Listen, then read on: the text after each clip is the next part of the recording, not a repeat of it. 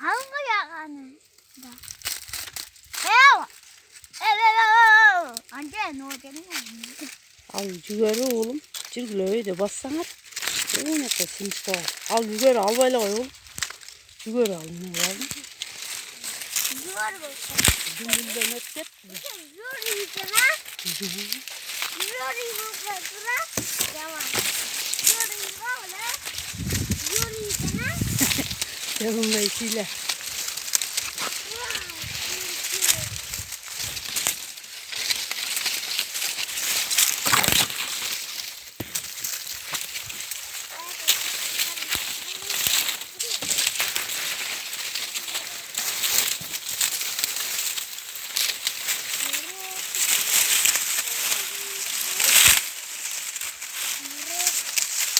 Betin apış ket oğlum.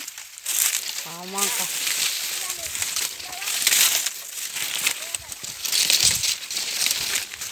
Yüzüyle bir yaka sırt kaçırağız topu. Bir yaka sırt kaçırağız kegile. Sırt kaçırağız ke.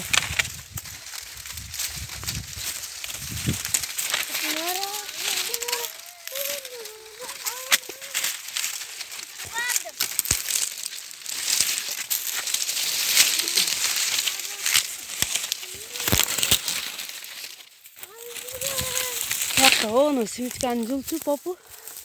Ne olacak abi?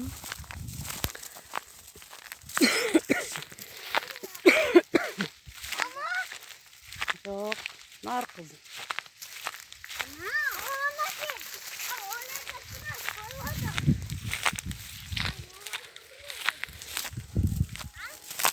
Sen oşan al.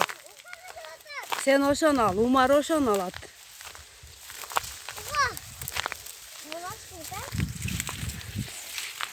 Kıldı oldu. 100 kere. Güzel lazım değil.